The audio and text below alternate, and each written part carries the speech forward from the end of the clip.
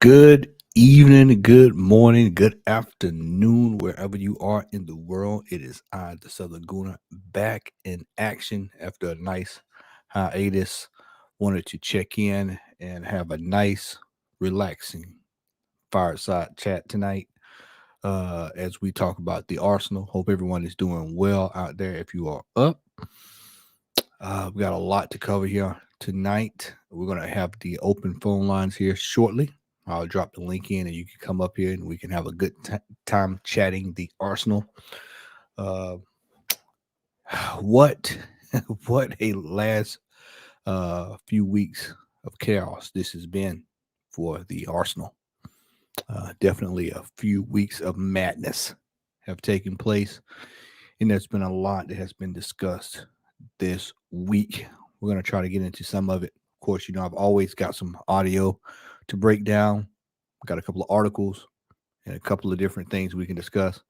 I am going to come over here to the chat. Shout out to everybody in the chat. Let's do that first. Let's do the homework first. Wolfang Division in the building. What's going on, brother? Back in the lab, it is, my friend. Reed, what's going on, my friend in the UK? Oh yeah, you up late, bro. It is, man. It's like what, 2 o'clock in the morning there? 3? Wow. Man, here to there is in the building. What's going on, brother? What is going on? The assembled is in the building as well. AJ is in the building.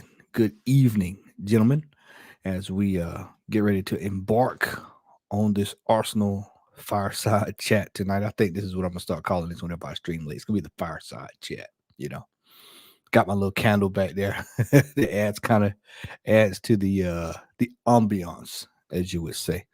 Let's do this. Let's get a few things in order here.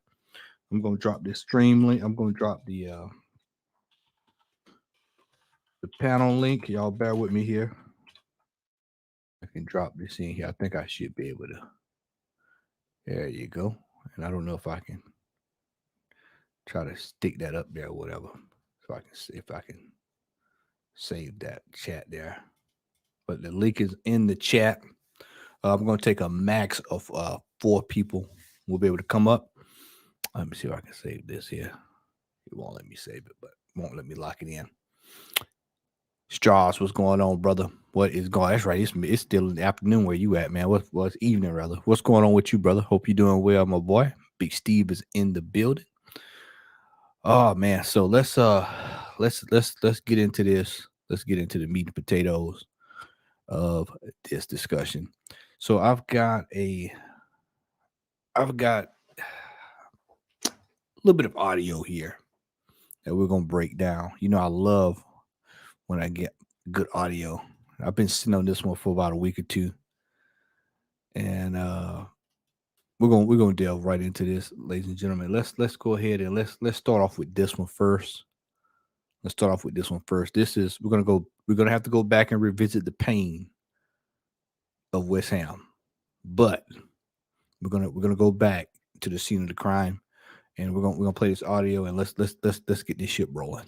Arsenal have complained to the PGMOL about the rough treatment that the 22-year-old. Oh no, we're saving that one. We're coming back to that last. I don't want that one. This is the one I want. Arsenal fell off a cliff again.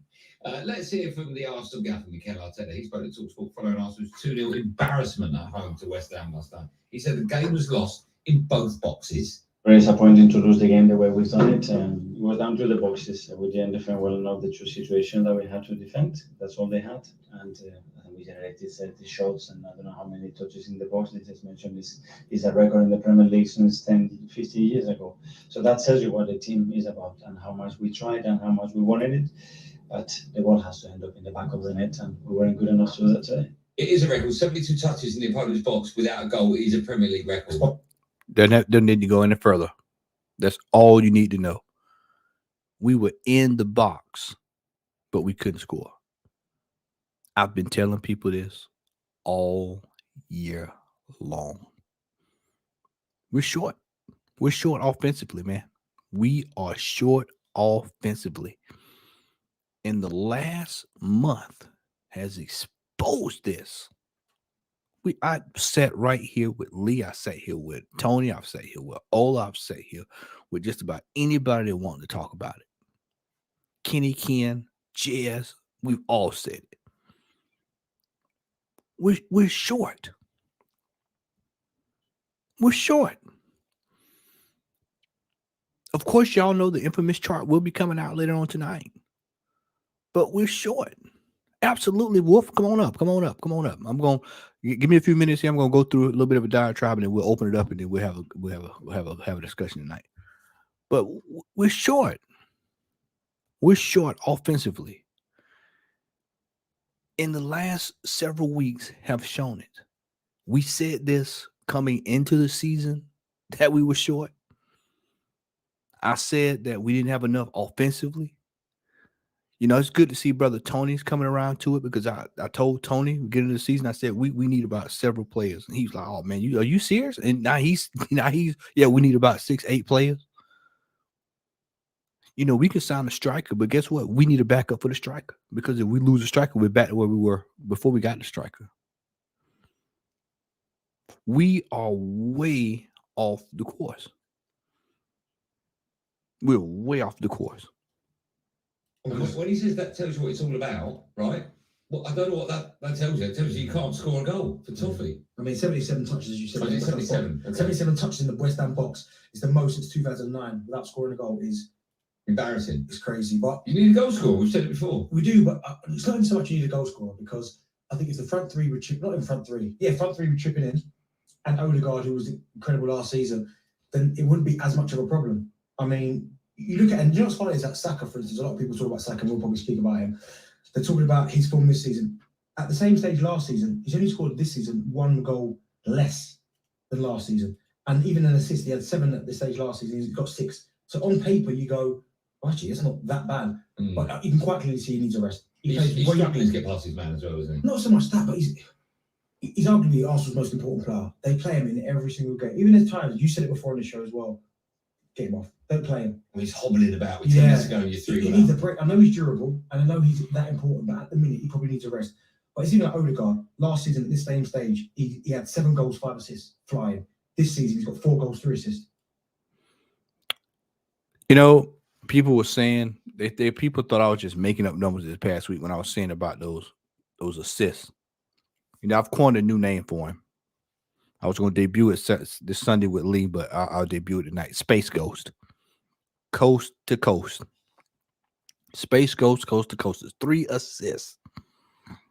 3 assists in 26 games of football. Just let that sink in. Let that sink in, ladies and gentlemen. 3 assists in 26 games of football. Those are relegation numbers. Those are numbers that should have a player sat down. But you can't tell this fan base that. There are some that's starting to turn this corner. They're starting to see the light. But as of right now, this player is bang out of form. And people were comparing this man to Kevin De Bruyne. You know, one thing that is going to happen, it is in the process of happening as I'm talking about this, is that fellow Arsenal fans are going to wake up to the notion that we are not as good as we think we are. And we've been saying this since last season. I saw it coming down the stretch last year. And when we made the signings this summer, I think if people remember, I think I said 5th or 6th this year. And we're right on the doorstep of it.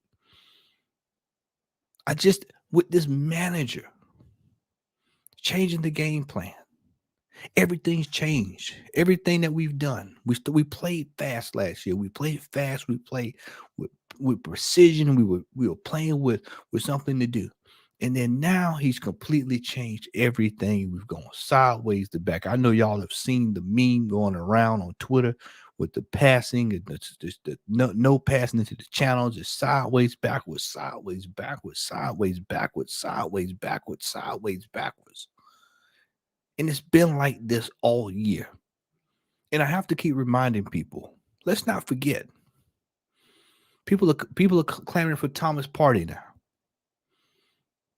People are clamoring for Thomas Partey, saying, bring Thomas Partey back. We need him. Shout out to my man Kenny Ken. Kenny said, he said, we're not doing anything without Thomas Partey in midfield. Key word there, in midfield. Let's not forget where this manager was playing Thomas Partey at the beginning of the season. At the beginning of the season. Right on cue. I'm going to get to the chats in a little bit, but I just happened to look down there and I saw Taffy's right on it. Right on it. This manager had it in his head what he was already projecting to do. Already at the end of last season, he said he was going to play Thomas Partey at right back. He was doing it in the last couple of games. And so now you see how lopsided this is. Just everything is lopsided about this team this year. Every single facet of football is lopsided when it comes to the Arsenal. Martinelli, same stage last season, 7 goals, 2 assists. This season, 2 goals, 2 assists. And even as a club, 19 games last season played, 16 wins, 2 draws, 1 defeat. This season, 19 games played, 12 wins, 4 draws, 3 defeats. You're 7 points worse off this season. 7 points worse off. We just, even like again, Martinelli, Saka. Last season, 20 goals this stage, 14 assists, 11 goals, 11 assists this year. There's a drop off. Yeah, Arsenal fans will be quick to say, well, look at the league table. We're only 2 points off Liverpool, 19 games played. So why the panic? Is there panic? It's not a panic. There should be a cause for panic. There should be a cause for panic. Wolf, I see you in the back. I'm going to bring you up in just a little bit, brother. There should be a cause for panic because we are worse off than we were last year. Do people realize that we actually worse off than we were? See, this number one at the top of the table fooled a lot of people. Didn't fool me. Fooled a lot of people. A lot of people were thinking we were riding high. It was Cadillacing. It was far. It was Maserati. We were cruising for a bruising. And then now you see what the reality of the situation is. The reality of the situation is that we're weaker than we were last year. Much as I can stand Granit Xhaka. He's doing quite well over in Germany. You look at our midfield. People are going on about Declan Rice. And I'm a big supporter of Declan Rice, but guess what? Declan Rice can play every position. You know, he was only going to be able to carry us in spurts. I said when Kai Havertz was bang on form, he ended up getting a red card. Now he's out of form. Now you got to play him back into form. And this is madness. The manager, I'm seeing rumors. We're going to talk about rumors in a little while. We're going to look at these transfer rumors. Here we are again. I heard someone this week said we need about $200 million. Do you really think we're going to get $200 million in a winter transfer window to bring in players? No, we're not. We're not. The manager has sat right here and has botched 2 back-to-back windows, and as Lee would say, 9 total. And we're still talking about players that we need to remove. We're still talking about Cedric Suarez. We're still talking about Eddie, the king of Zamunda and Getty. We're still talking about where are we going to get Ivan Toney? And we're still talking about these players. We're still talking about we need to move on. I forgot that Marquinhos was still out there. I forgot Tavares' name today. Forgot he was even in the league. Deadwood on top of deadwood on top of deadwood on top of deadwood on top of deadwood. And people are still acting as if, oh, well, all is well, man. I'm seeing people still talking. I was watching the panel with Brother Northside and Potts last night, and people are still moving around like, oh, all is well. Well, what's the alternative? You know? I got Strasburg Steve in the back. He's going to come up in a little bit. He's going to tell you about an alternative, too. Because I guarantee you, his manager keeps doing the same thing he's doing. There's going to be some heads going to roll over there, too. There has to be a level of standard when it comes to Arsenal football. I think we have gotten lost in the feel good. I think people last season just blinded people, and it was just an exuberance of success that we have not had in the last 10, 15, 20 years. And so now you thought that, well, we did it last year, we can do it again. I told y'all last year. Wasn't going to quite work that way. Too many other teams have other things at stake. And let me drop a bomb on everybody. Hadn't dropped one of these in a while.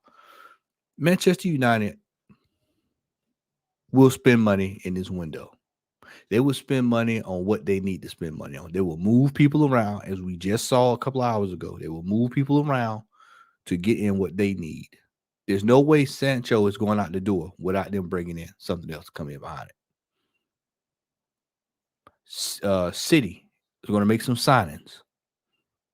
I heard one gentleman today said, oh, well, we didn't make any signings when we had such and such scoring for us. No.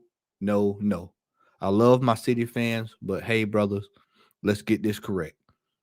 When you all needed a striker, you went out there and put the money down for Erling Haaland. Y'all put the down payment down, and he joined y'all in the summer. Arsenal needs to get busy. I mean, we're actually 3 days too late for buying a striker. We're way off the pace. We should have been reading about a striker being signed today, like today, so that he can get into this FA Cup game. Whoever we're bringing in. Let's go ahead and let's I'm gonna drop bring the guys up. If I can get this thing right here. Might have to go back. I've got a new setup, fellas, so we're gonna flip it. I'm gonna cut this off. Y'all bear with me here. We're gonna cut this off, and I'm gonna go that way. There we go. Gentlemen. Yo, what's good? Wolfgang is in the building. Steve is in the building on the clock. Yeah. Big up, Steve-O. What's up, Wolf? How you doing, bro? I'm all right, my friend. Just honored to be with the doc today. It's the first time I've got a chance to speak with him. Yeah. So, brothers, I mean, this we're gonna go through a lot of stuff here tonight. Come and go as if you please. But, fellas, this Arsenal team is right now. I think we're finally seeing the thread unravel when it comes to this team. I think that the glue the wheels were already kind of loose on the truck, rather. And I think the last 3 weeks, especially the Fulham and West Ham games, were the final straw. See, we've been getting by, man. Well, we've been getting by just skating through games, and it was, a goal here, And I'm gonna play some audio in a second here with with gentleman calling to Talk Sport. Just wanted to say he wanted Arteta out, and it was, oh well, what if y'all won the game? And see, that's what it's been all year. It's what if we win the game? What if we draw the game? What if we come back and tie it up? These are not symptoms of a team that's challenging. And so what do you hear, Wolf? You hear, oh well, man, Man City, they're in a bad run of form. They're 1-5. Well, Arsenal's 1-6. Mm. So if City's in a bad run of form, then what is Arsenal? Well, that's a very complicated question, because the one thing about it is you just said why, and you tried to touch it on a little while ago. The way this team is, and I think I heard you first say it on the Henchman with Tony, you're watching the back end of last season carry on. Is that I believe it was you? Yeah, you're right. It just carried on, and the reason why this is because near the back end of the last season, teams started to figure Arsenal out and the way they played. Like Brighton at home, right, as a tactical masterclass, as much as I don't like De Zerbi in terms of a setup, you kind of saw that in those closing stages when you guys were like running out of puff, if you like, right, when it comes to your title chase. And the thing is, that's continued because teams know keep Saka on his right foot. If you rush Martinelli, he won't have any quality. Can I just say this, right? As a neutral, Arsenal fans were sold a dream. And that dream was a Rice and Partey midfield. Would that not be a fair comment? Because I'm not being funny. On paper, ask this Arsenal team theoretical on paper. You know, you've never played your strongest team. Never. You're correct in that. We've never played, and I've said that, and I've said that in time and time and time again. We have never played the strongest 11 that we have. Now, And here's the other thing. I was just going to say, here's the other thing. Does Arteta know his best team? Well, No. well, hang on. I think the Arsenal team kind of picks itself, regardless of who the central striker is, and that is what the big debate about Arsenal now is. Like, do they need a killer? I think the answer is a bit deeper than that, because if you actually look at the structure of the team, right, you have the same players, you play the same way. Why is it not working? Why are you not destroying me? Because teams nowadays are setting up for you. Catch Arsenal on the third pass. Get you guys in the transition. Physically kick you guys out of the game. Because if you look at every game, every game you guys have played badly is because the opposition's team have got on the better of you physically. Fulham, West Ham, Newcastle, and I'm not being funny, Matt. You're part coach as well, Matty, right? And I know you appreciate. I'm right? retired now, but yeah, I'm retired. No. You just got the mindset now. Yeah. Honestly, right. I want to ask you this, right? Someone a bit like-minded to that. What did you honestly have going through your head in that Fulham game? I felt like as if watching the game with Lee, I kept looking, and it's just the midfield was just like there was no control. There was no control. It's like they weren't there. It was almost like it was just basically you had strikers and then it was defense. Yeah, that's exactly what I saw on Tony's watch along. After the 15th minute, the midfield from Arsenal evaporates, and you can actually see it because Odegaard makes that chance. I think just after or before you guys score when he has that shot, and then after that, it's just like Fulham are constantly at your back four, continuously. Because I'm not being funny.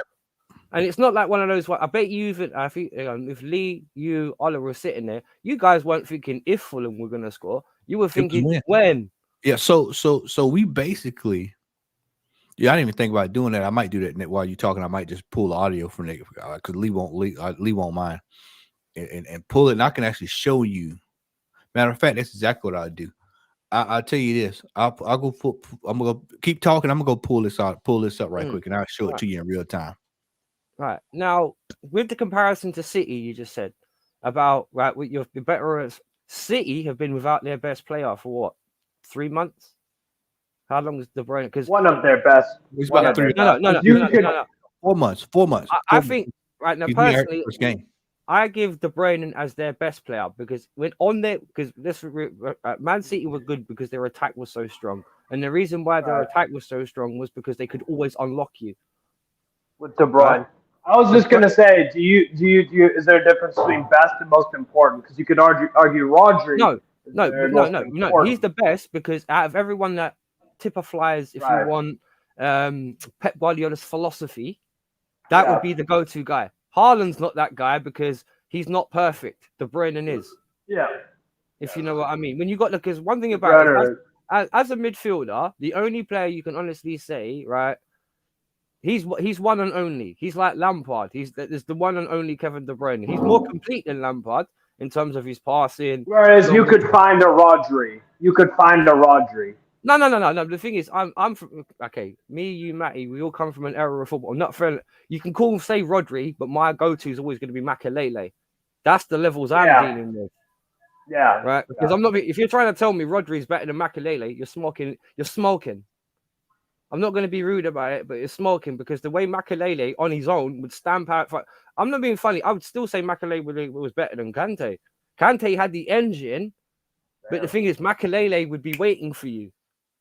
That was the difference between Makelele and a lot of people don't realize that because Kante has the energy and the engine to get across and stop things when Makelele was sitting there waiting for you.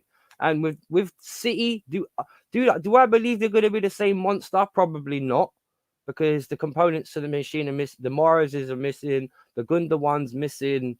There were certain players that used to get them out of trouble when the 11 weren't playing well, if you like. City's Doku's not that guy. Doku's not going to replace Mahrez straight away. You know what I mean? So I do think City, in essence, have been weaker. And you lot, as I said, Arsenal-wise, have been promised a dream that's never happened. If I was to say what I believe Arsenal's strongest 11 was on paper, I would probably say Trossard on the left, Martinelli in the centre, Saka on the right, Partey, and obviously Rice as a pivot in the midfield.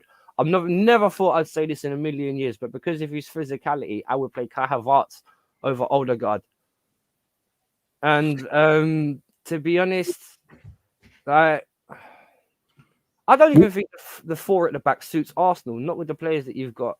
We the problem with this team, Wolf, is that we don't have spine. Last year we had spine. That's the difference. It's the ball just completely gets it. I mean, as soon as we get the ball, man. And I said this to the Bryce: one pass over the top, 3 passes through the middle, and they're sitting right. Whoever it is, it don't matter who we're playing. 3 passes or a pass over the top, and everybody's at the panic stations. Mm. And it's been like that all year. All year. The problem is the manager went out. Instead of buying 2 or 3 players, he bought 1 player. And now, basically, we're going into another window, and he's at the conundrum like, oh, well, I thought I only needed a striker. No, brother, you need a defensive midfielder. You need you can't get another finesse midfielder. You know, because he likes to buy finesse midfielders. He loves them. Yeah, we need a Zulu warrior. Zulu, you know it. Yeah, Zulu, yeah. Kefren Turam. Yeah, that would be the kind of guy I'd like to see. Fofana. Fofana from Monaco. Mm-hmm. Steve, what is Monaco's? What's Monaco's? Where they at in the table? Because I hadn't been following the French league like I normally have. What are they at? About 8th? Nah, 2nd or 3rd. What Monaco's doing that well this year? Yeah, they're doing it right. Okay, well, they probably won't sell him then if he's that far up the totem pole. I was hoping he was like 9th or 10th, so they probably won't let him go. That's a summer you're thinking you're mixing up Lyon. Lyon are the ones doing terrible. Okay. What about Nice? Have they dropped off yet? Because Nice were doing all right. I ain't checked League One since before Christmas, so I'm not sure if Nice have dropped back off yet or not. I can't remember. They're doing good. They're doing good. They had a little bit of a slip up versus Le Havre, but they're still 3rd. I want to say 3rd. I'll tell you what. Yeah, PSG top. I just found it, Wolf. I just found it. Hold on just a second. Let me bring this up here. See if I can share this screen. Vanderson from Monaco, by the way, is class. Good right back. All right. Make sure y'all all right, here we go. Oh, that's my brother. Big up. Is going to skip off the back of both of them. They're going to score. They're going to score here. Is going to skip off the back of both. They're about to score. Jesus What Christ. did I just say? What did I just say? The defending shambolic. I just said they're about to score, and what just happened? I mean, literally, I walked y'all right. Let me go back a few seconds before that. 30 seconds ago, Toughest man up here. Albania's. Look at that pass. Yes. Big up the old blaster top. Fucking pass. Yeah, so it goes back right there when we were talking about the first pass over the top. You literally see it happen as it's getting ready to happen. Mm-hmm. And that was the thing. We literally watched that goal unfold right before our eyes. Holy moly. I just can't believe Fulham is out here just everything they're doing. It's just 1, 2, 3 pass. Boom, they're in. Hey, here we go. Expected waves from Declan. You see that? Expected waves. We go. Expected claps from Raya. Yeah, here we Well, I'm go. a 4 corners up or not. And just watch now. Watch the sequence. Watch the sequence play out. The goal's coming. You watch them score at some Yeah, point. Lee, yeah. Big up, Lee. Look at the defending Rice and Odegaard. Look at what's going on here. Look at this defending. Look at this. They've let Tomiyasu to mark the toughest man up in Paulinho's going to skip off the back of both of them. They're going to score. They're going to score here. Paulinho's going to skip off the back of both They're of them. about to score. Jesus What did I just Christ! say? What did I just say? What did I just say? The defending shambolic. I just said they're about to score, and what just happened? I mean, literally, I walked y'all right through it. We just I said, just told you. literally 30 seconds ago, I said they're going to score in the next 5-10 minutes. Yeah. You just said they're going to score. So there you go. Said, what is this defending? I mean, you're able. It's so bad, gentlemen. It's so bad that you're able to actually see the game, see this stuff, as it happens in real time. That shows you how bad it's been this year. I don't, it's like you can literally watch this stuff play out because you've seen it over and over and over. Wolf, Steve, we have sat here week after week, especially and it's been month after month, month after month. It's been the same year after year. You have to. Well, this year's just been directly week after week. It's been the same performance. Start out first 2 or 3 minutes, and then it just goes straight down the toilet. My thing with Arteta this year is I think he really. And Kenny, you can come back up, brother. I saw you in the back. I was in the middle of doing something. If you want to join, you can join. But I just, you see that Arteta was really taken aback by not winning that title. He's lost the plot. He's completely lost the plot. I never thought he had it, but he's completely gone off the boil. And I don't know. I just looking down the line, I don't know where he's gonna get his next win from because we're not winning Sunday. We're not beating Liverpool Sunday. Maybe a draw. A draw right now doesn't help us because that means it's a replay. At Anfield.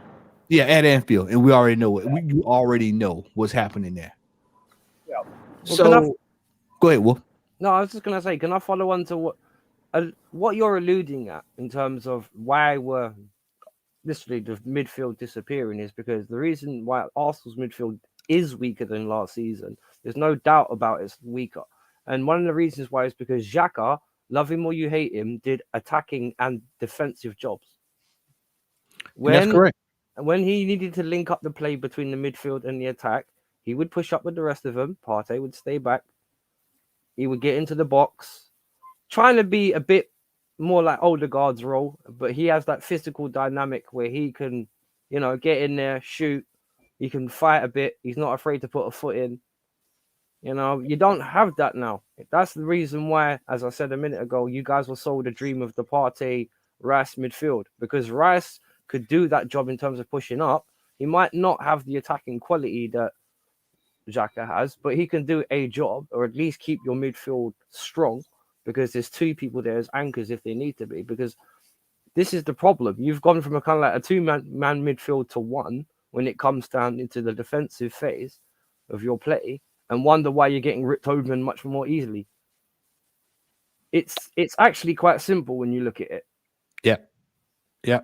And the thing is, like, okay, this is one thing. That's okay. As someone, in my own head, that I try and be a solution-based person, right? Why doesn't Arsenal ever switch to a 4? Okay, this may sound crazy, but a 5 at the back, where if you're playing Shinko, you can play someone like a Tomiyasu or someone behind him. So when he goes into midfield, I know exactly what you're saying. From a coaching perspective, I know exactly what you're saying. You got your bases covered at the back. Exactly. So you still got because I'm not being funny. As a Chelsea fan, right? I'll be okay. Ignore that for a minute. Look at the tactics, right? The tactical analyzing that Conte did. He came in, he played a 4 system. He realized that sometimes his centre backs weren't great, and sometimes his wingers were weak on the ball. So what he did was he made sure there were strong guys like Cesar and Marcos Alonso on the wide positions. So if you needed to put a body there who was strong, a bit like now how Pep did when he adapted by putting Nathan Ake out on the left and who is it he put on the right last season? Sorry, Carl Walker. Excuse my French. You had players that were good defensively but could contribute to attack. Obviously, Carl Walker's got that pace where he could just make up ground like a cheetah, and Nathan Ake's got the defensive nous, or at least a little bit. You're welcome, Man City, by the way, because he's our product. So you're welcome. But it's just one of those ones where there's no tactical adaptability with Arsenal. And that's one of the reasons why I say that when you've been figured out, keep Saka on his right foot. He's got no right foot. I respect like Saka as a player, but if you're expecting him to play like Robin, where he's cutting in on the left-hand side every week, sorry, he's not on Robin's level. He's just not. I'm sorry. I'm not. Robin was world class. If you're looking to do that kind of job, the person you compare him to is Arjen Robben, because he does exactly the same job. Coming off the right, create havoc, shoot if you can. Yeah. And I'm not being funny. Saka's finishing compared to Robin's is absolutely atrocious, because if you let Robin cut in on his left hand foot, he's going to punish you for it. Can the same said be about Saka? I mean, let's just keep it a buck. Let's keep it a buck. Sunday, he almost shanked the goal he scored. I mean, it was almost about to go over. So, I mean, and he stunk up the joint the last couple of weeks. I'll get to him in a little bit. Sasha, What's good, buddy? First time here. How are you, man? How are you doing, brother? What's your thoughts on all of this, man? Sorry? What's your thoughts on all of this? As a rival fan and thoughts about Arsenal, I actually saw it coming when you actually beat us at the Emirates 3-1. I mean, I basically support MU, so I seen it all coming. You know, like your like, how do I say, your performances on the pitch were really unsustainable. So it was really coming. Like after the Liverpool game, then you beat Brighton, then suddenly you're losing games against West Ham and Fulham that they look like a very favorable games for you. So you guys should have beaten these two. So West Ham they weren't that great, but like they were tactically good against Arsenal. But Fulham, they absolutely dominated you this in like probably around 80 minutes of the game. So that's my exact thoughts of it. Yeah, I think when you look at the wins like Manchester United, you look at wins like that, and then you look at Manchester United's form. And this is why I used to tell people, like, hey man, let's not overreact. Oh man, you beat Manchester United, man. Are you not happy? I think it was on that fan cam I did. So I was like, he's not happy. He's not a real Arsenal fan because he's not celebrating. And it was just like, what? We just beat a team that's struggling, man. They're straight out struggling. And you. Yeah. To be fair, even this season we look bang average. I was surprised we still got a clean sheet against Liverpool, even though I do really expect them to really spank us hard, but we still got a clean sheet, and this early on this season we still kept you guys in the game until probably until 92nd minute, until Declan Rice scored the winner. So we still managed to keep you over the game regardless. But I don't know about our situation, but I just think on my takes of our current situation, I just think our players are not following the manager's instructions very constantly. And I mean, if the poor results keep going until towards the end of the season, I'm afraid he's going to get sacked. Yeah, I think if he loses Sunday, I really feel like this game is probably the one that's going to really light up the most people, because you had such a big section of the fan base that were, oh well, man, the Carabao Cup is it's really not not that big and that important, But to be fair, it was a manner how we lost to Newcastle on that Carabao Cup game. It was really. I mean, I wasn't surprised, but I felt so disgusted to watch that. But the thing about it is this manager has had a habit of throwing cups in the bin. Arteta, and so Arteta, and so this is why I said this Sunday, because he threw away the Carabao Cup, which had we done our business, we probably could still be, he had a good shot at that one. And now, you're going against Liverpool. And we're gonna be at home in a white kit, by the way, which already pisses me. That's a whole other discussion. You guys gonna wear the white kit? Yeah, we Was it went like down a white kit at home against Liverpool. Who's wearing a purple kit? that was the same white kit that you guys got like whitewashed against Nottingham Forest? I remember that game.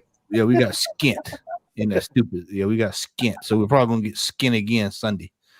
I want to play this piece of audio right here from a fellow Gooner who called in onto Talk Sport.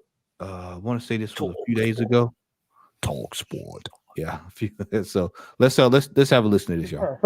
Jason, who's another Gooner. Jason, good evening. Welcome to the show. Hey, Cundy. All right, Jason. All right. All right, I bet you, Jason. Do you remember the last time I spoke to you? Was that Alara? Yeah, go on. We were talking about all that. Go on. Come dine with me and all that. Do you remember that, Jace? And Did I he go said out? to you, Did he go out? do you remember this? Do you remember this, Jace? I said to you, I could sit next to a queen for 3 months, but it don't make me a king. Do you remember that, Jason? I remember that quote. I don't remember what the context was for it. Well, anyway, that was for me, Jason, the Arsenal fan. Go on, Here we Jason. go. Go on, Jason. Here we go, we keep rolling on. Arteta needs to go, mate. Straight out the door. What? Big club. Why? What? Jay, 2 weeks ago, he's the best manager you've ever had. Is that Mr. Jermaine Pennant? Certainly is, sir. You're having a laugh, mate. That's because it's the easiest running he's ever had. Do you know what I mean? Yeah, I mean, see, that fan knows it's the easiest run in that he to see the win. This is what I said, Sachi. That's what I was saying earlier. Is that when you look at the games that we won, especially like, Champions League games, it fooled you. You're oh man, Europa League game. It was it was a Europa League group. I just saw that. Yeah, and so you think you've done something, and in actuality, we hadn't done anything, and so it makes people it's fool's gold. I know somebody in the chat's gonna start laughing because I say it all the time, but it's fool's gold. And so now when you go to this run of form, like we've seen with Arsenal the last couple of weeks, people are now starting to turn. I'm seeing people. I'm actually seeing Wolf. I'm actually seeing some of the toxic positivity committee starting to look sideways at, wait, what's going on here? About time. Yeah, I'm just like, it's about time, because I've been telling you, we've all been saying, Lee, we've been saying it all year, that this team is not as good as people are making it out to be. Lee's been saying that for about 6 years. Yeah, I mean, he's been saying it longer than I have. But what I'm saying is that we came directly into the season this year telling everybody, oh, no, don't fall for it. No, don't fall for it. And so now people are starting to look around like, well, why are we losing these games back to back? And how do we go from first to fourth? And I got news for you, people. It's going to get worse before it gets better. I want people to understand that it's going to get worse before it gets better. We've got to. I'm expecting a loss on Sunday, and I'm expecting a major meltdown. The meltdown is going to start this Sunday. You're going to really start hearing seeing the worm turn on Sunday, because Liverpool is probably going to beat us 2-1, 3-2, something along that line, 3-1, because we're not as consistent in scoring. I mean, when I've showed this time and time again. And I'll pull it up while he's talking. Let me pull this up. Listen, Liverpool, right? Lost to Liverpool, didn't we? Yeah? It was that Zinchenko got done, whatever. 12 months previous, Zinchenko got done by Jermaine. No, Arnold, wasn't it? It was Arnold, wasn't it? Trent done it. You didn't lose, it was 2-2. Jay, come on, mate. I've had it. So Trent's done it. And then Zinchenko's been done again. So there's two of them that have no change at all in the system. And it's just like, I'm bemused why people think that Arteta should stay in the job. Why? You've got to be humble and just take the defeat. So by the better team. By the way, the better manager won tonight as well. Not just the best team, the better manager won tonight. Exactly. So listen, he's been there 4 years. What we won? 4 years. What have we won? FA Cup. Yeah. Brilliant. I do like the FA Cup. We spent £500 million FA Cup. No, that's not bad return, Josh. Yeah. You know what I mean? And see, they always go back to their FA Cup. They love to bring that FA Cup up, man. That FA Cup, man, that FA Cup is just like in a video game. You know, you had that extra, that one up. They're just sitting there. You might not need it. You know, you might not need that life. But if you die, it's there. It's in the bag. And that's it's Super Mario. And that's exactly what. Didn't I got sorry to cut you off, Matt. Didn't he win 2 games to win that cup? 2. He won 2, but semi-final and final. But Unai did most of the leg work, and that was his team. Yeah, I want to come on to that, by the way, when you finish playing that. Okay, and so yeah, hold that thought. Make sure you write it down. Don't forget. I'm gonna let you turn loose. But you look at, and then you look at that FA Cup, and then everybody's like, oh well, man, that was. You know, he's got us over the line. But then let's talk about the Carabao Cups. He's throwing them all in the bin. Let's talk about going from 5th to 8th. You know, he got rid of the whole team. He got rid of the whole team that Emery had. Look at the names that he got rid of. The players. And then he brought his own players in. But look at the symmetry between the 2 squads, though. Yeah, I know where you're going with it. I know exactly where you're going. I'll explain that in a minute. But yeah. And it's just that people love to latch on to that, and it's just it's romanticized. It's romanticized because you had the former captain of the club. He comes back. He leads the team to the FA Cup, and oh man, we can't let him go. You know, and it was just basically, you know, he's won 2 dinner plates, man. Let me play this. Brilliant, isn't it? No, he's got to go. And Arsenal fans, that's the way up, Jason. You know, it's not. Jace, look, it's amazing what 90 minutes of football can do. Crazy. Let's say, Jamie, you and I are sitting on the back of this game now. Jamie, including you in this as well. Arsenal win that 1-0 late goal. They go 1 point above Liverpool. Right? 1 point, just late goal, right? Just 90 minutes of football. What are you saying, Jace? And see, that's another thing that they love to do. When people notice, and I've started doing this. Yeah, they love to throw the hypothetics in there, and they go, oh well, you know, well, what if Arsenal did X, Y, and Z? Well, what if they did this? Well, I'm just they have done this in the last 10 games. How about this? Let's just do that. They have done this. This is the run of form.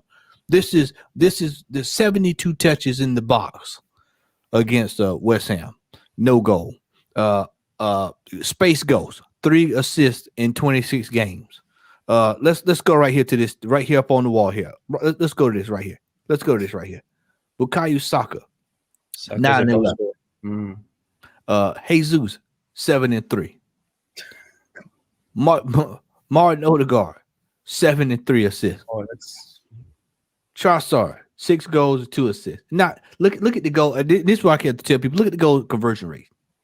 26%, 19%, 19%, 26%. Horrible in front of goal.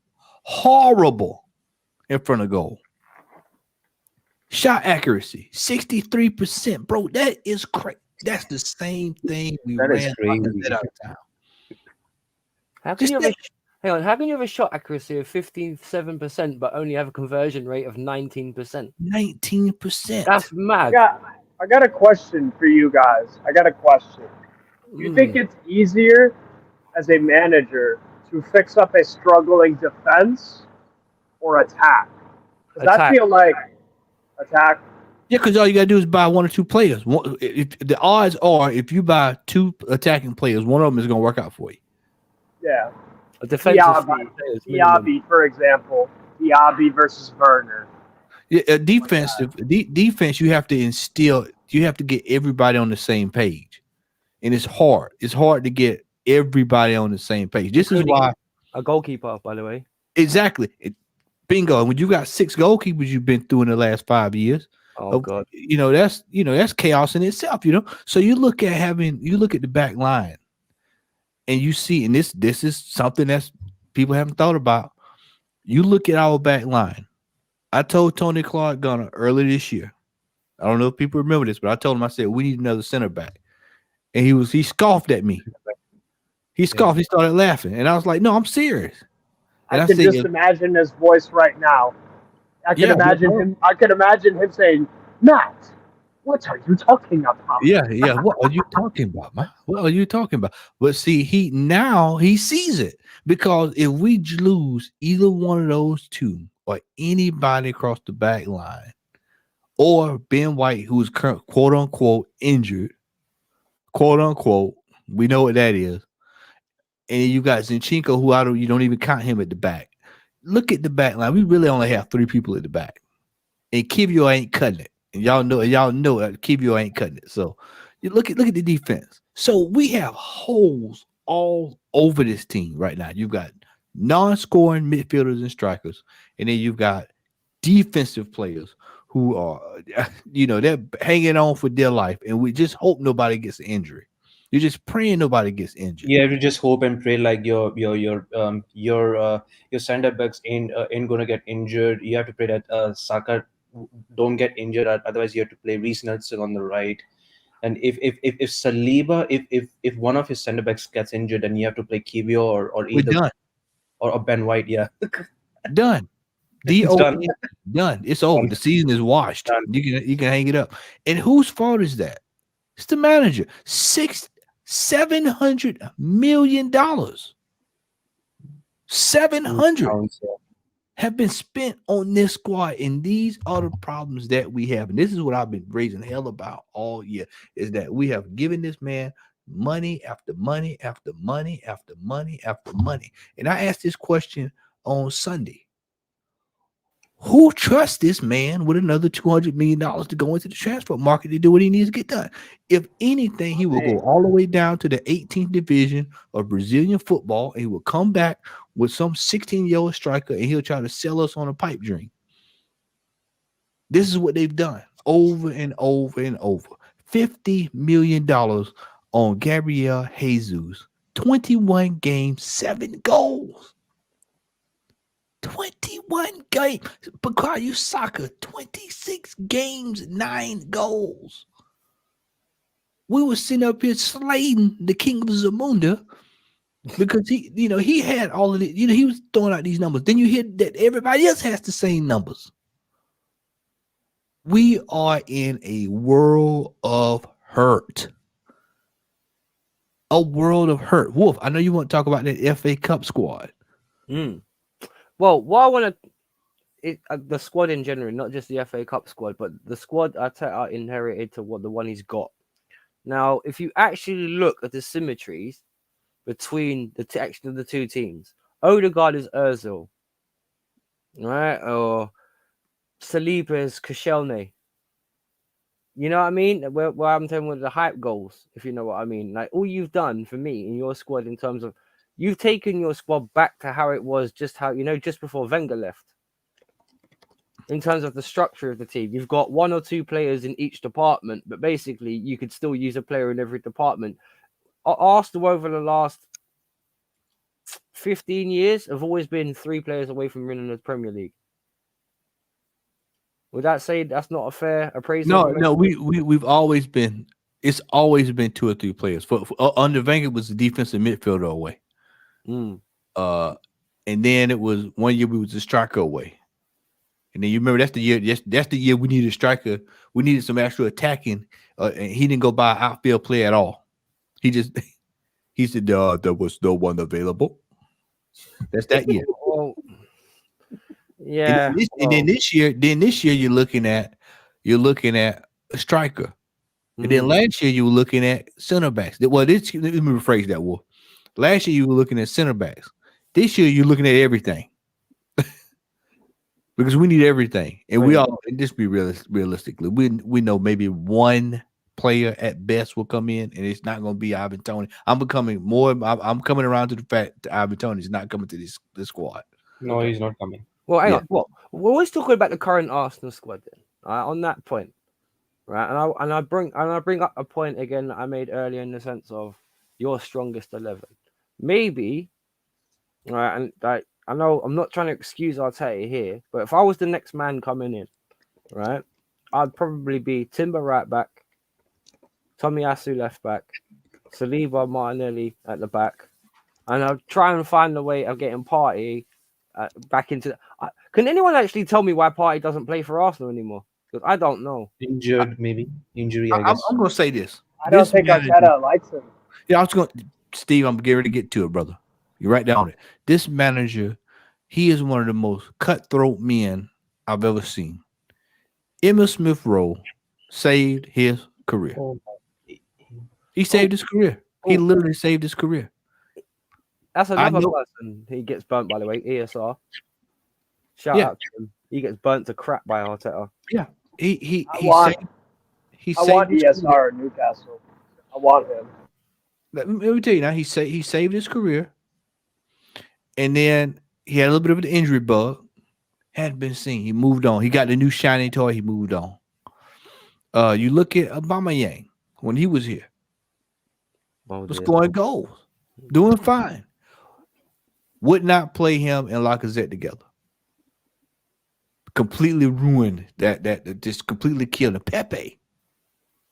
Damn near led scoring. $72 million. Didn't get along with him. Guess what? Shipped him out. Hey, Ainsley Maitland-Niles. Perfect utility player. What happened? He didn't like him, rolled him out the door. Anybody he does not like or get along with, he rolls them out. Now, let me throw this out there. Let me throw this out there for you four. Lacazette, Aubameyang, Ozil. Let me see who else there am I missing. I'm missing. I'm going top names there. We've had Pepe. I know I'm missing a few that I know I'm missing. Koscielny? Was Koscielny still there? No, that was Emery. He had left. He left before. Who was that? Who was that? Tierney. At the back from Tierney's another one. Tierney. Anybody? Let me bring it home. Let me make it simple for you. Anybody of quality that has been in the club. Yeah, personality. Yeah. I know what you mean. Yeah, I know what you mean. Personality. He rolled my. Yeah. Matteo Guendouzi. That's what Guendouzi as well. That's what it was. Guendouzi. El Nene, multiple say as well. Well, Guendouzi. Now he likes El Nene. El Nene is still there though. El Nene just kind of goes along to get along, so he likes him. Emmy Martinez, thank you here today. Perfect. That's another one. That's another. Yeah, Martinez. Yeah. Yeah. And so anybody that's a personality, this manager rolls them out the door. It doesn't matter who you are, what you've done for the club, or what you've accomplished. He wants players he can control. Submissive. He wants submissive, bow down players. Whatever falls to the ground, kind sir. That's what he wants. He wants those type of players. And so he's running the ship as a tyrant. So when you look at a player like Thomas Partey, it's like I said when I opened up the dialogue tonight, he right back. And you don't think that he's going to complain about that? Where did he play right back at Athletic Madrid? Simeone played him as a right back sometimes. He didn't, like once. That's I can actually vouch how surprised Matty was because I was there on that stream when they played Nottingham Forest when they put him at right back. And I can vouch for how stunned Matty was to read that on the team sheet. Yeah, right back. Right back. Oh, Not coming right back. No, I'm going to be right back. I'm coming right back. Or I'm just stepping outside the door. I'll be right back. No. He's right back playing. He's playing right back. He's playing right back. And this is why I said this manager is out of control. We have wasted the careers. And this is when you look at people talking about transfers and players coming in. You don't think that superstars look over there and go, I'm not wasting 4 years of my career up under this fool. 3 years under my career. I've said this in private with Lee and the guys. Saka is going to be the next one to leave. He's going to put in a transfer request. Or Rice. If he has any ambition about him, he will. Let me get on Rice, y'all. Let me get on Rice. And I brought this up. One night with the guys. I'm still gonna go back to that Tottenham game. Cause y'all remember that Tottenham game when Arteta pulled Rice out of there? Jorginho. And brought him in, Jorginho in for him. and the look on Rice's face. Pissed. He was pissed on the bench. He was throwing towels and everything. Yeah. And then they which is what you want your players to react like. By the way, that's not a dig on Rice. That's what you want. Yeah, it's fight. Steve, they turned around. The PR machine came out and said he was injured, and it comes to find out he was playing next week. Wasn't injured. This is why I said there's some cracks in there are a lot of cracks in the team. You had Gabrielle and Rice. I think it was this week arguing this week. Oh, there's definitely some cracks in the armor this year. Some unrest. Yeah, there's some unrest, major unrest. And this year, I think people are going to finally find out. And I said at the end of last season that it was going to be the year of, I'm sorry, you were right. Because we've been telling people that this manager is a tyrant. He has no idea. These looks that you see, that one look that you saw against Fulham when he stood there, he was just looking. He looked broken. A broken man. He didn't know. He was hollow. There was nothing there.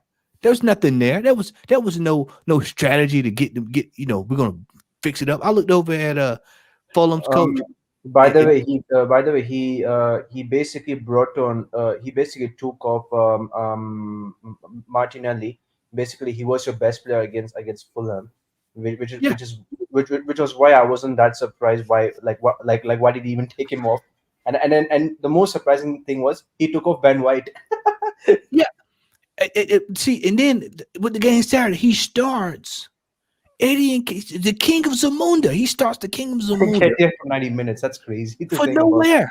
I mean, for no reason. When I couldn't believe when I saw him start. You bring in a player who's bang out of form, hadn't done anything for no reason. I mean, just we'll take Jesus off, and we'll bring Nketiah on. He's gonna get the goals. When all you had to do was move Jesus out to Martinelli's position, because that's where he should be playing it anyway, or over in that area, or you bring Trossard into the center, or you say, well, hell, we should take a shot in the dark, and I'll play Martinelli through the middle like Unai Emery did, and maybe I would as well. He's got good attributes as a striker. We get something different, So, but he doesn't do that. It's because he thinks he knows it all. Oh, I know everything, and this is why I've always stated that Arteta should have went to the championship. He should have went back to Rangers. He should have He should have studied at PSG, the second division team. He should have got some kind of experience before he got this position.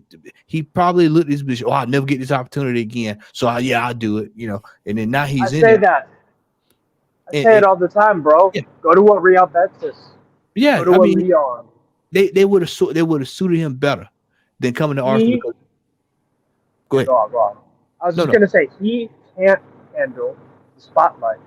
Well, yeah, and that's good. You took the words out of my mouth. I was going to bring about pressure. I was going to say he cannot handle the pressure of dealing with a team. He does not understand an innate ability when it comes to coaching. And Wolf appreciate this. When it comes to coaching, there's a philosophy. You have to look at your players. You should be able to know every last strength and weakness of the players that you are putting on the pitch. Even the worst player on the team, you can still find something that player is good at. Yeah, I was going to touch on that. Yeah, no matter how bad the player is, there's something that player is good at that you can find a way to use. Offer. Yeah, and we're in a era of football where you're bringing on 5 substitutes, and you can't find something that somebody's got 5 super substitutes. Go ahead, Wolf. But on that point, you just said it right. From an Arsenal fan perspective, and you said about the 5 substitutes and stuff. Can I just start? When you're starting players, and this is one thing that must annoy Arsenal fans to the hilt, right? You've had your manager come out and say he wasn't sure he wanted the job anymore. You've had a left back come out and say that he can't defend, a striker that come out and says he can't score, and a goalkeeper that comes out and says he can't concentrate. He's staring at pigeons. Oh yeah, he's just right. Yeah. Can I ask you? And that's your starting 11. Why? In the blue hell, are you going to look to your bench when things on the pitch? You haven't even got your 11 sorted out, let alone your bench. And this is what I said about structure, right? And I bring that up. If Declan Rice was sitting, if you were sitting in a room, right, and in a changing room, and then two of your teammates came out with that, then your manager said that they weren't sure that they could do their jobs, wouldn't you be sitting there going, hang on a minute. Yeah. I'm here to win league trophies. You guys are not even sure what you're doing. Now, what annoys, and that's the biggest smack in the face. You've spent 650, 700 mil to get to this point. And it's just kind of like when we've gone backwards, not forwards. You've gone from title challenge. You've gone from last season to competing for a title, this year competing for top 4. The regression's there to see. I just think, right, when it comes to the whole Arteta thing, it's just run its course, and now you're just seeing it explode in front of him. Yep, it's getting ready to unload, and I want people to understand we've only secured 4 points from the last 15. 1, 2, 3, 4. 1 win and 6. Brother, if we started out the season like that, we in relegation. We're at the bottom of the table.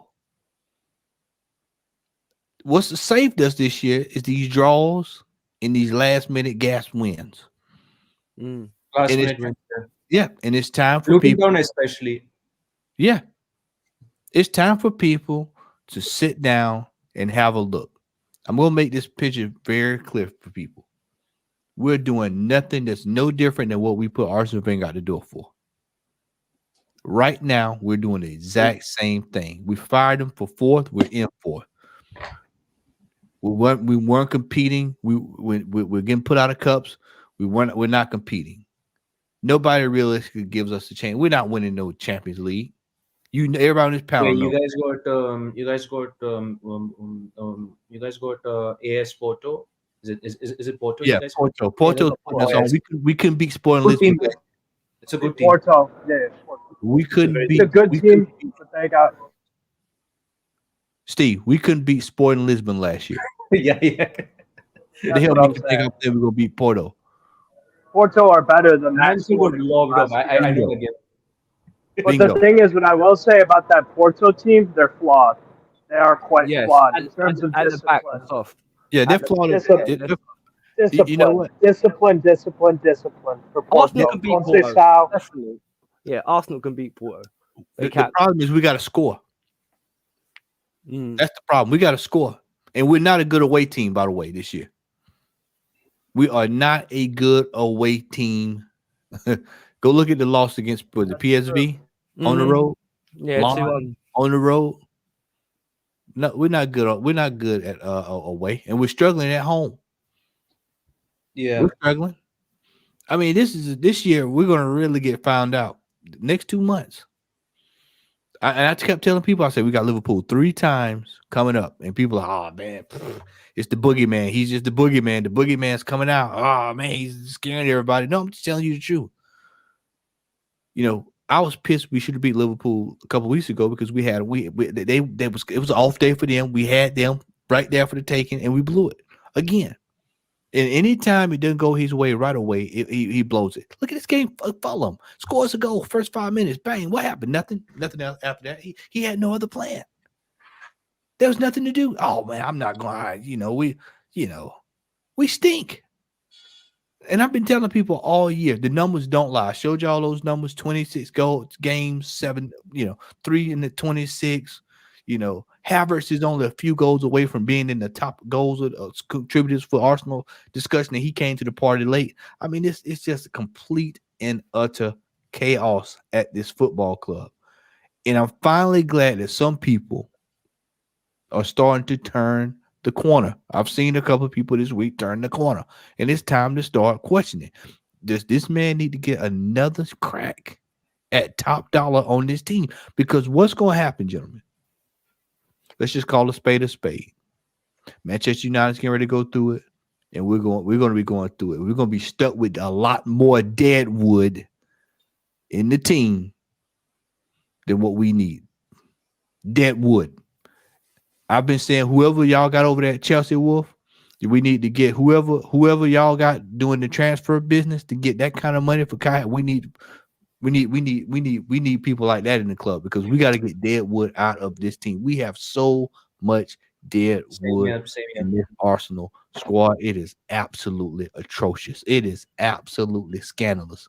It is absolutely scandalous that we have this much deadwood in this team. We are paying players to leave. We're basically paying players to leave.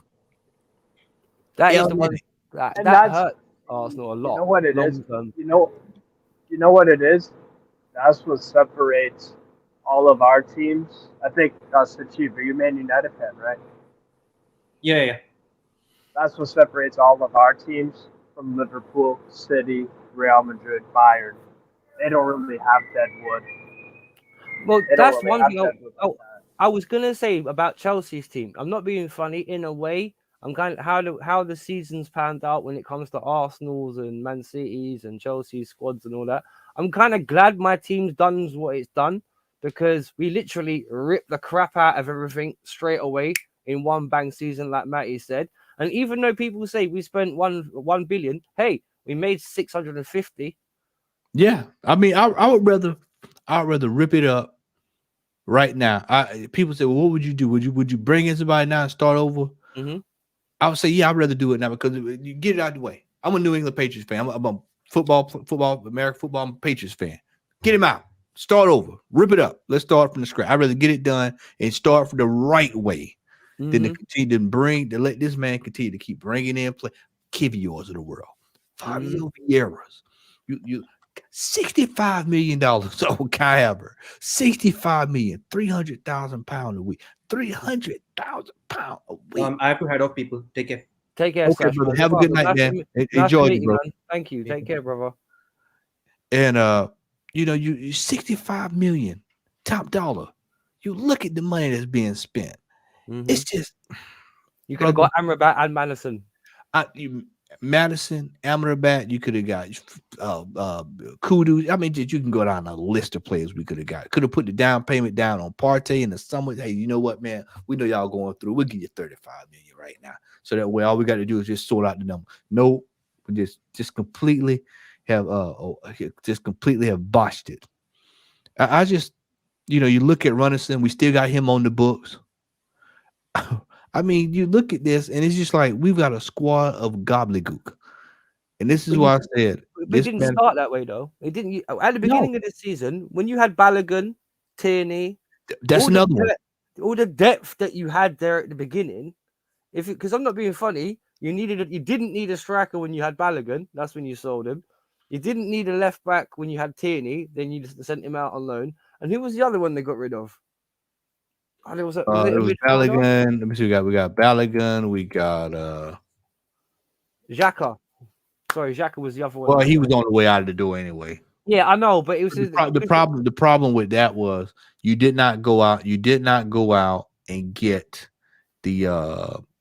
You did not go out and get a replacement. Like for like replacement, man. And you needed somebody that had some steel, And he went out and got Kai Havertz. Which, I mean, mystified. Like, why would you go out and get rid of Xhaka? And everybody know how I feel about him. But, you look and it's just like, bro, you didn't even go attempt to go get a player of like-minded quality. We need a shit house like Steve got in his team. What's his name? I can't call him.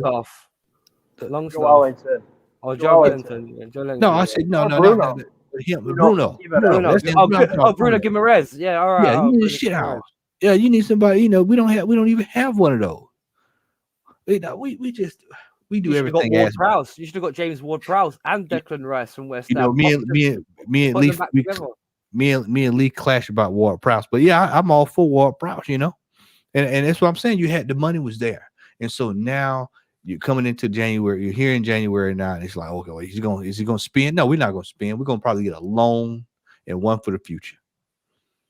And I've come to the realization that Thomas Partey is probably not Thomas Partey, but Ivan Toney is probably not going to be a part of this team, man. And I keep telling people, I keep trying to get folks. People think I'm laughing when I say it, but I think it's a joke. And I'm like, don't be surprised if Spurs go in. They need a striker. Oh man, he wouldn't go to Spurs. Money talks. Mm.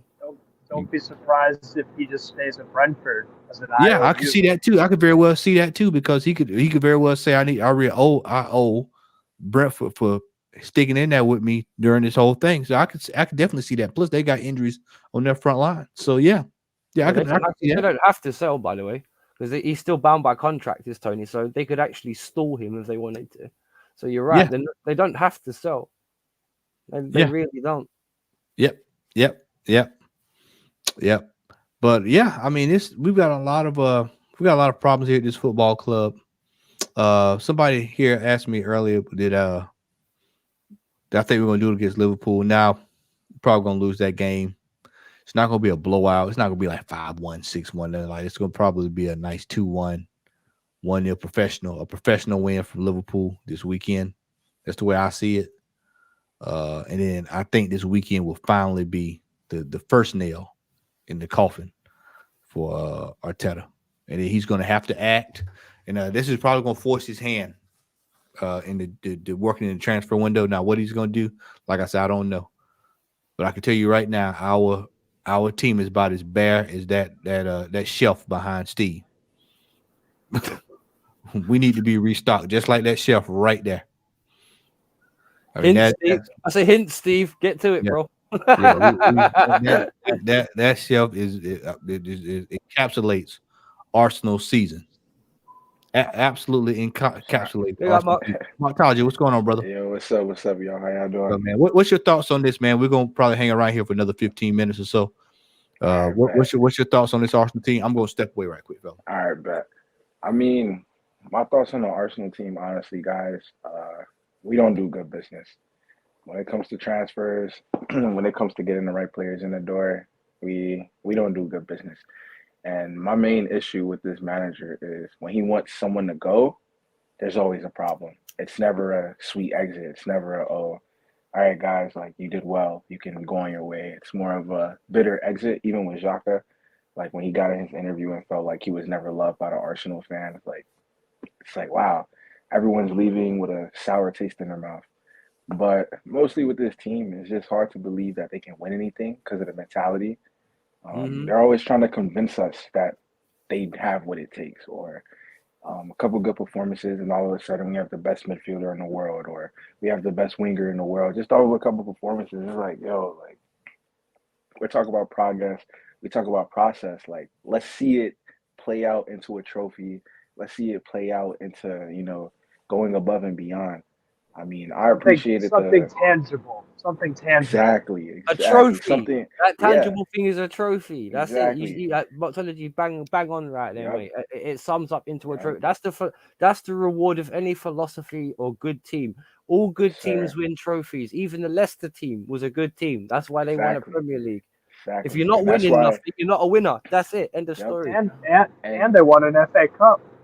They won an FA Cup too. And speaking of the Leicester team, that's why Mahrez and Conte were able to make big moves, and we seen what they did afterwards. They kept winning after they left Leicester.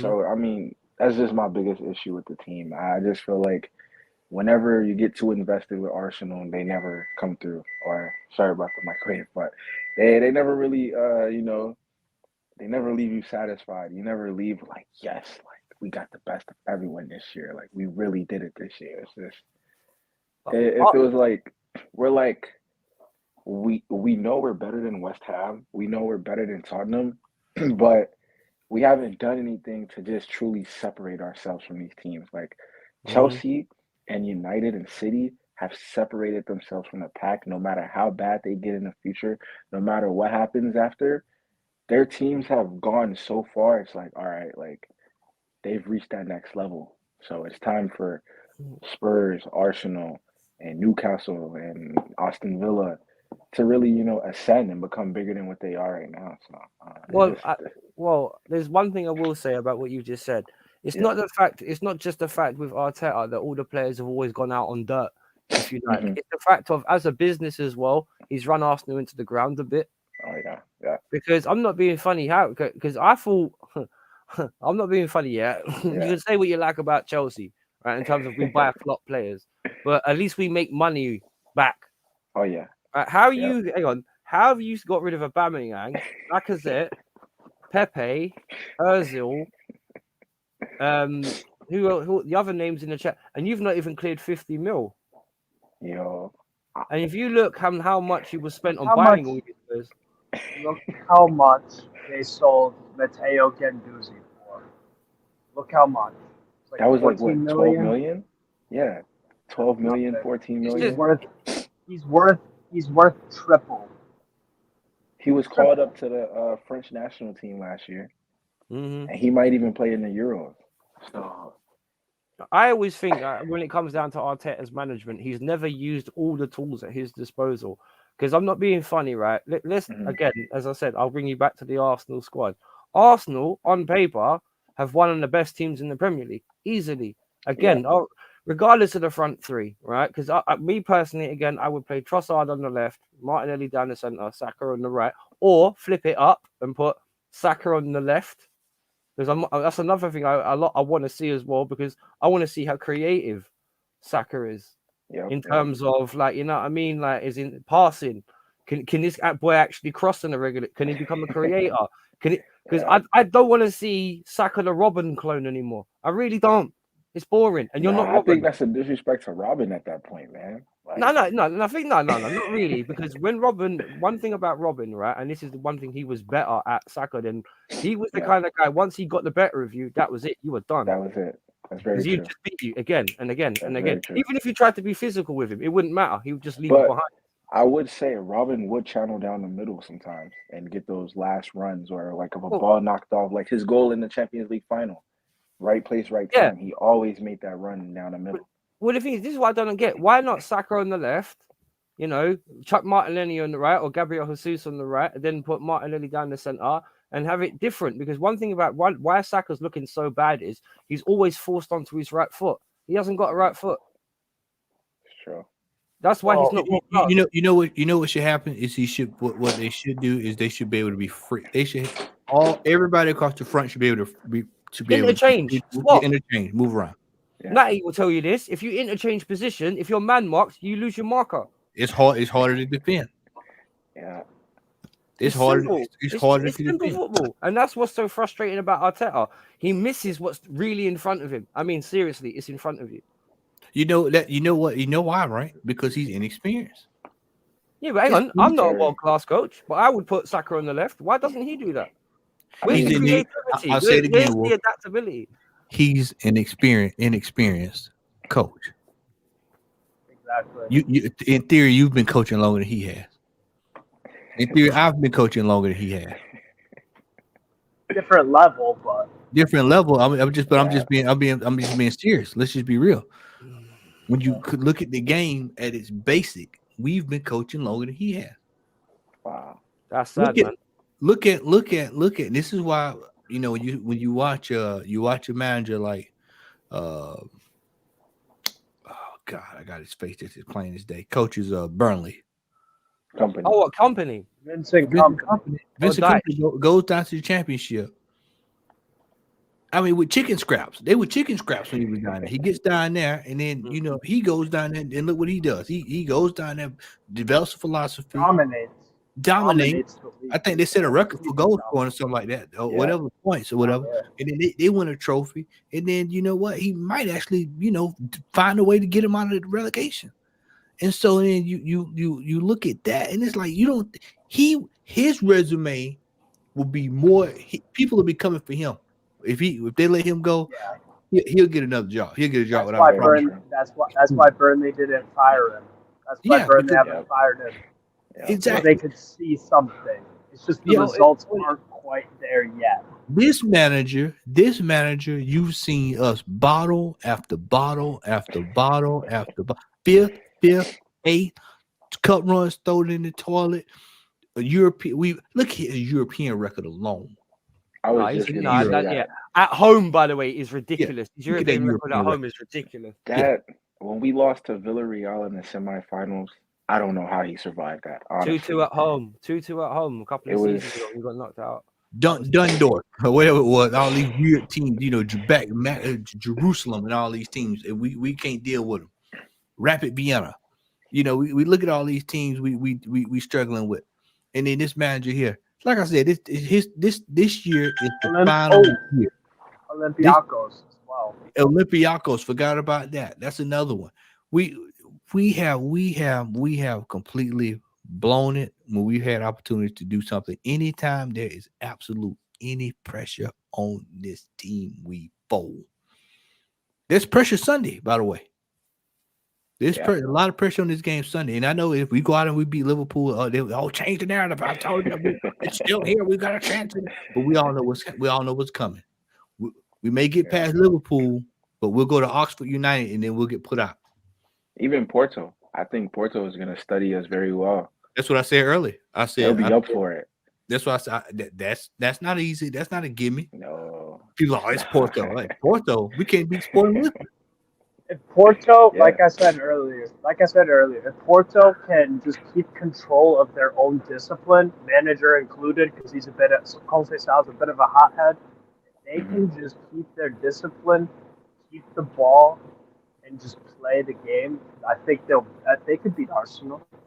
Absolutely. Yeah, I mean, I feel like even if they let us keep the ball, I think Porto and like just those Portuguese teams, they're known for having good footballers who can dribble, who can break down low blocks, who are gonna make you work. Yeah, they can break down low blocks. Yep. Every single week. Every single week in their domestic league. Every single week in their domestic league, what are they doing when they come up against Tondela, Ferenc, Braga? Low block, low block, low block. Yep. And that's breaking those down. And that's been his biggest weakness. And I'll say this, and we'll go ahead and start ready to round off, y'all. Getting a little late now. I'll say this. Man City's going to spend some money this month. They are starting to get it together. De Bruyne is back with a new haircut. He looks fit, looks fresh. Haaland is coming back. He's had a little bit of a break. He's going to be fresh, ready to go. Rodrigo's already scored. Rodrigo. Is it Roger or Rodrigo? I forgot whichever one. Full is Rodrigo, but they just call him Rodri. Yeah, Roger. I'm getting old these days. He's scoring goals. Yep. Pep is talking about standards and where we need to be performing and calling out the fans, so we know what's coming. And that train is going to get ready to get cranked up. Then you got Liverpool. They're probably going to make one or two assignments. They're going to probably make one big one. They're going to get. They may go out and get there. Hell, they might even go get Ivan Toney. They might say, "Hell, we'll take a bite at opportunity." I mean, you just never know. They might go get the Vlahovic. You know, you just something. Somebody's going to do something crazy in this window. Even Chelsea, y'all might cut another check. You know, y'all like you know. They will. Let's be honest. Well, if I want any checks cut, I want it on our defense.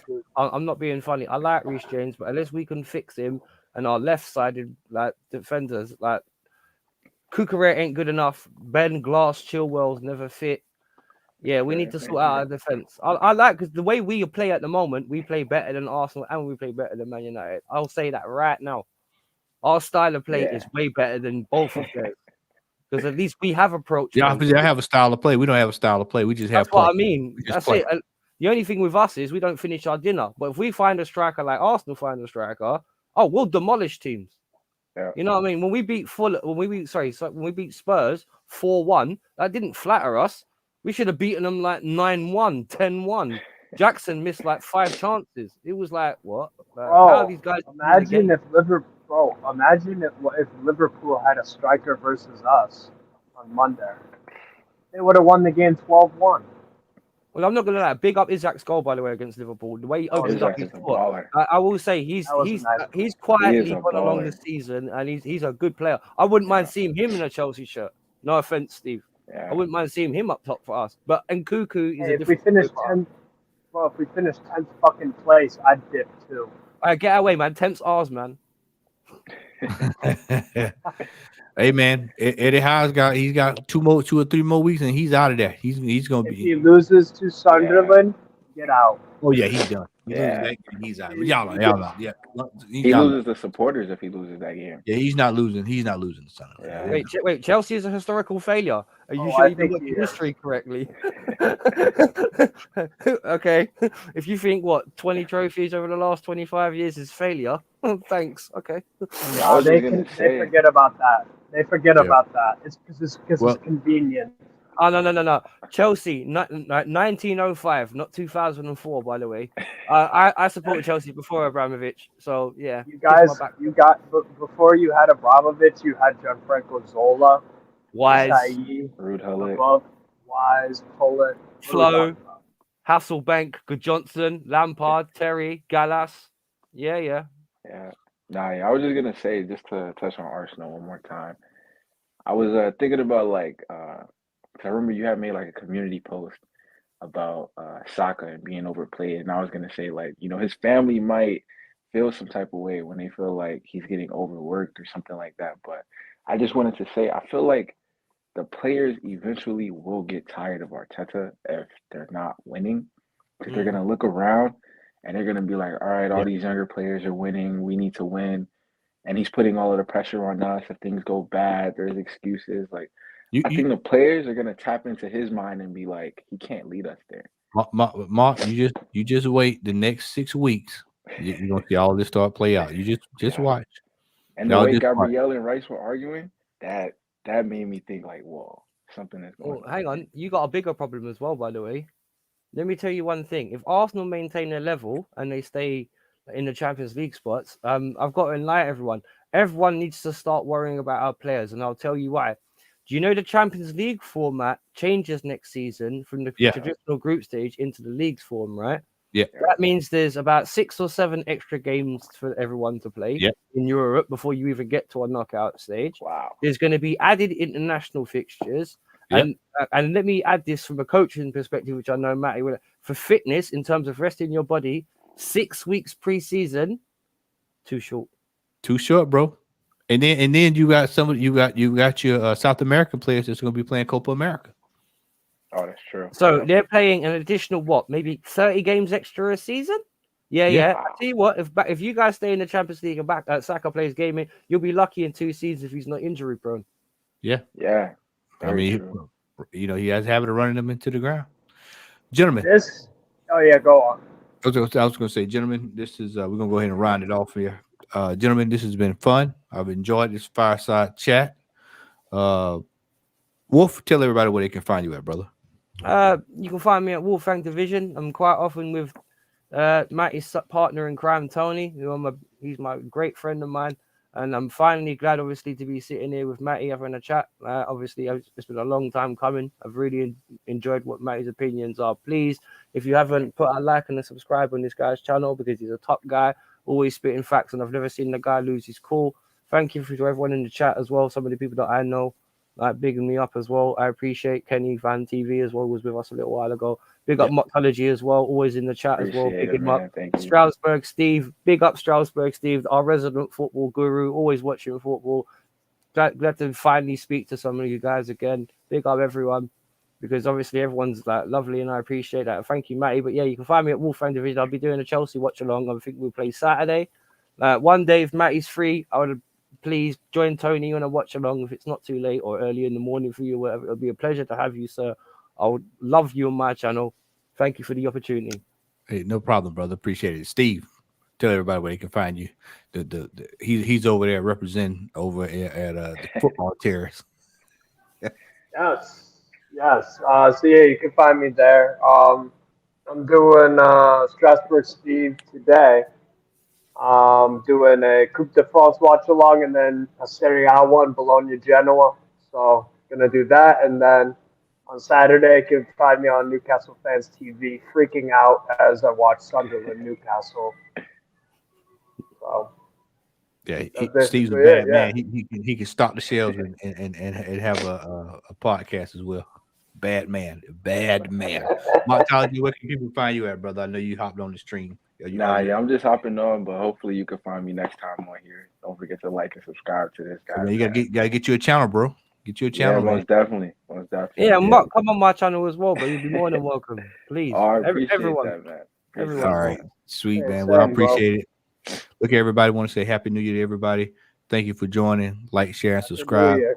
Saturday, I will be on with Brother Lee. It was Sunday, excuse me, with Brother Lee and Ola. We'll be watching the Liverpool game. And let me tell you, boy, if we lose these games, like I think we're going to lose it, it's going to be Scenes FC on Sunday. So it's going to be straight chaos. So Yeah. make sure you join us, man.